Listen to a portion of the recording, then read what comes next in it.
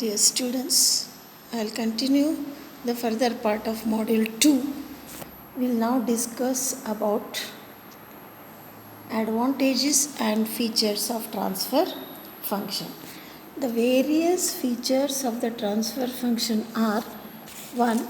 It gives mathematical models of all system components and hence of the overall system. Individual analysis of various components is also possible by the transfer function approach. Second advantage is, as it uses a Laplace approach, it converts time domain equations to simple algebraic equations. Third one is, it suggests operational method of expressing equations which relate output to input. The fourth advantage is, the transfer function is expressed only as a function of the complex variable s. It is not a function of the real variable, time, or any other variable that is used as an independent variable. The next advantage is, it is a property and characteristic of the system itself. Then its value will be dependent on the parameters of the system and independent of the values of inputs. Okay, is it clear? The next advantage is, once transfer function is obtained, output response for any type of reference input can be calculated. The next advantage is, it helps in determining the important information about the system, that is poles, zeros, characteristic equation, etc. Next advantage is, it helps in the stability analysis of the system. Next is, the system differential equation can be easily obtained by replacing variable s by d by dt. Last advantage is, finding inverse. The required variable can be easily expressed in a time domain. This is much more easy than to analyze the entire system in the time domain. The disadvantage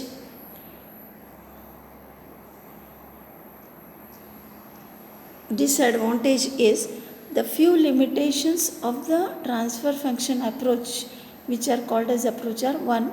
Only applicable to linear time invariant systems. 2. It does not provide any information concerning the physical structure of the system. From transfer function, physical nature of the system, whether it is electrical, mechanical, thermal, or hydraulic, cannot be judged. The last disadvantage, effects arising due to initial conditions are totally neglected. Hence, initial conditions lose their importance. Now we will see what is the procedure to determine the transfer function of a control system. First is, write down the time domains equations for system by introducing different variables in the system. 2. Take the Laplace transform of the system equations assuming all initial conditions to be 0. 3. Identify system input and output variables. 4th, eliminating introduced variables, get the resultant equation in terms of input and output variables. Last step is, take the ratio of Laplace transform of output variable to Laplace transform of input variable to get the transfer function of the model. We will take a problem.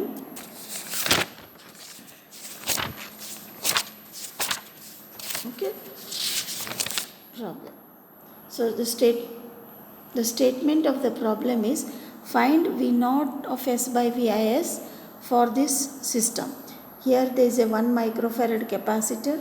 Here there is a 1 mega ohm resistor. This is a buffer amplifier. Then here it is 0.5 microfarad capacitor. This is 1 mega ohm. V0 of T.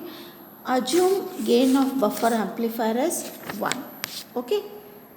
Now we will go for the solution. So take Laplace transform of the network. So after taking Laplace transform, this input will be Vi of S. This capacitor is 1 divided by S into 1 into 10 raised to minus 6. This is 1 into 10 raised to 6 ohm. This is 1 divided by S into 0.5 into 10 raised to minus 6. This is 1 into 10 raised to 6 ohm. V naught of S buffer amplifier. Let us divide the network into two parts. Part 1 will take this input VIFS, this capacitor, this resistor V1 of S. So across this buffer input I will take V1 of S. Applying KVL, so Vi of S will be equal to 1 divided by S into 1 into 10 raised to minus 6 I of S plus 1 into 10 raised to 6 I of S. This is taken equation 1. V1 of S will be equal to 1 into 10 raised to 6 I of S. So I of S is equal to V1 of S by 1 into 10 raised to 6.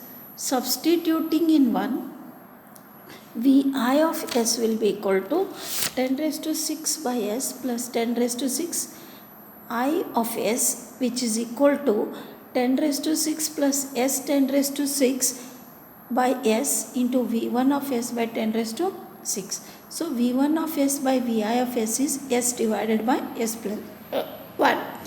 Next part 2 will take across the buffer amplifier. So output of buffer amplifier is V2 of S. Capacitor, resistor, output of S. So we can write V2 of S is I of S into 2 into 10 raised to S by S. Why this is 2 into 10 raised to S by S is 1 divided by 0.5 into 10 raised to minus S, it is. So it will be 2 into 10 raised to S by S, 10 raised to 6 by S plus 1 into 10 raised to 6. So we can write V naught of S as I of S into this resistor. I of S into this resistor is V naught of S. So I of S into 1 into 10 raised to 6. So I of S is V naught of S by 10 raised to 6. Substituting in equation 1, V2 of S will come equal to V naught of S by 10 raised to 6 into 2 plus S by S into 10 raised to 6. So V naught of S by V2 of S will come equal to S divided by S plus 2. So V naught of S by V2 of S will come equal to S by S plus 2. So as gain of buffer amplifier is 1 unity, V1 of S is V2 of S. V1 is input to buffer, V2 is output voltage across buffer. So gain of buffer amplifier is 1. So V1 of S is equal to V2 of S. So we can write S divided by S plus 1 into Vi of S is equal to S plus 2 by S into V naught of S. So V naught of S by Vi of S is equal to S square divided by S plus 1 into S plus 2. This is the required transfer function. We will take next problem. In the circuit shown, K is the gain of an ideal amplifier. Determine the transfer function I of S by Vi of S. This is the K gain of amplifier. Here capacitor C1 is there. Here R1 resistor, R2 resistor, inductance L, capacitor C2, I of T. Taking Laplace transform of the given network. So this is R1, this is 1 by SC1, this is V1 of S, this is K gain of amplifier, this is V2 of S, this is R2, SL, 1 by SC2, I of S. This is amplifier. Applying KVL to the network on left side of amplifier. So we have to apply KVL to the network on left side of amplifier. Minus I1 dash. This current is I1 dash. This current is this current is I dash S. So minus I dash S R1 minus 1 by SC1 I dash S plus Vi of S equal to 0. Assume voltage across capacitor C1 as V1 of S applied to the amplifier. V1 of S equal to plus I dash S into 1 by SC1.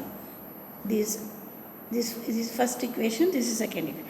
So I dash of S equal to plus SC1 V1 of S. From 2 this is. Next, substitute in equation 1. So, SC1 V1 of S minus R1 minus 1 by SC1. So, here it is a bracket SC1 V1 of S into minus R1 minus 1 by SC1 equal to minus V1 of S. This is taken equation 3. So, V1 of S is equal to Vi of S, sorry, I'll repeat, SC1 V1 of S into it is minus R1 minus 1 by SC1 is equal to minus Vi of S, taken as equation 3. So, Vi of S is equal to, sorry, V1 of S is equal to Vi of S by 1 plus SC1 R1. Applying KVL to the network on right hand side of amplifier, V2 of S is equal to I of S R2 plus SL I of S plus 1 by SC2 I of S. So, V2 of S is I of S R2 plus SL plus 1 by SC2. Equation 4.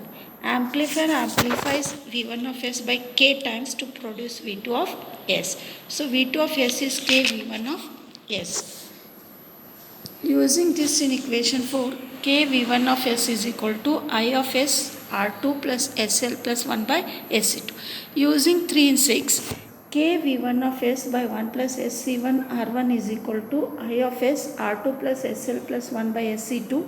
So, I of S by Vi of S will come equal to KD1 plus SC1 R1 into R2 plus SL plus 1 by SC2. So, I of S by Vi of S is KSC2 by 1 plus SC1 R1 plus 1 plus SC2 R2 plus S square LC. So, we will stop here. We will continue in next.